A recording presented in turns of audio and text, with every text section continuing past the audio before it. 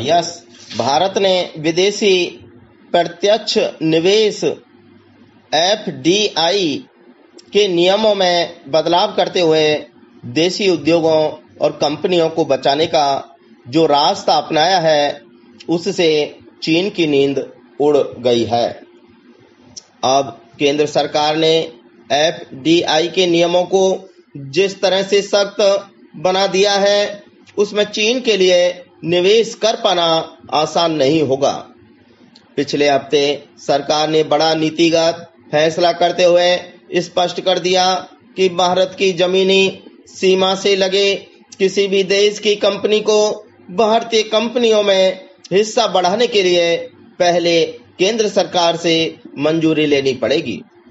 इस वक्त कोरोना महामारी से जूझ रहे भारत के सामने बड़ा संकट देश की अर्थव्यवस्था और उद्योगों को बचाने का भी है।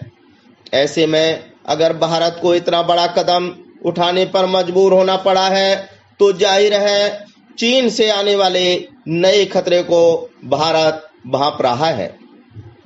हकीकत यह है कि कोरोना संकट में चीन अपने आर्थिक साम्राज्य का विस्तार करने का कोई मौका हाथ से नहीं जाने देना चाहता। महामारी फैलने के बाद यूरोप और अमेरिका में भी भयंकर आर्थिक संकट आया है और इन देशों की ज्यादातर कंपनियां बुरी स्थिति में पहुंच चुकी हैं। कई कंपनियां चीन से बोरिया बिस्तर समेटने में लगी हैं, तो कई कंपनियों के शेयरों को कम भाव में खरीदकर चीन ने उन पर कब्जा कर लिया है। यही वह भारत में करना चाहता है। उसे पता है कि भारत के उद्योग जगत की हालत खस्ता है। ऐसे में कंपनियों में हिस्सेदारी बढ़ाकर एफडीआई के जरिए भारत के बाजार पर कब्जा करने की रणनीति पर चल रहा है। हाल में चीन के पीपुल्स बैंक ऑफ चाइना ने एचडीएफसी लिमिटेड में निवेश किया है। इससे भारत सरकार सतर्क हो गई और चीन की मंशा भांपते हुए पहले ही एफडीआई नियमों को सख्त कर दिया। भारत में चीन का ज्यादातर निवेश हांगकांग के रास्ते आया है, इसलिए सरकार ने पहले ही साफ कर दिया है कि एफडीआई के लिए जो नियम चीन पर लागू होंगे वही हांगकांग पर लागू होंगे। भारत के शेयर बाजारों में चीन हावी न हो, इसके लिए अब भारतीय प्रतिभूति एवं विनियम बोर्ड ने भी चीन सहित भारत की जमीनी सीमा से सटे देशों से आने वाले निवेश की जांच और उनके निवेशकों की खरीद सीमा तय करने के संकेत दिए हैं। भारत के इस रक्षात्मक कदम से चीन बुरी तरह बौखलाया हुआ है और विश्व व्यापार संगठन के नियम कायदों का हवाला दे रहा है।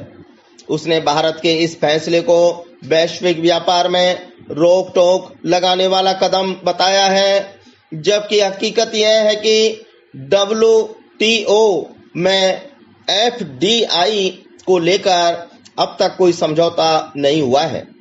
इसलिए उसके नियम निवेश संबंधी मुद्दों पर लागू नहीं होते। चीन को लग रहा है कि अब तक भारत उसके लिए बड़ा बाजार बना हुआ है। नए नियमों से उसकी दुकान बंद होने लगेगी। हाल के वर्षों में चीनी निवेशकों ने भारतीय आईटी कंपनियों में भारी निवेश किया है। इसके अलावा ऑटोमोबाइल कंपनियों, ढांचागत क्षेत्र, बिजली उपकरण निर्माण जैसे क्षेत्रों में चीन ने पैर जमाया है। इन सब से भारत में रोजगार बढ़ा है, यह तो ठीक है, लेकिन साथ ही यह खतरा भी बनता जा रहा है कि अगर मौजूदा संकट का फायदा उठाते हुए चीन ने भारतीय कंपनियों का अधिग्रहण शुरू कर दिया, तो भारतीय बाजार पर उसका पूरा कब्जा हो जाएगा और फिर वह उसे अपने अनुसार हाँकने लगेगा।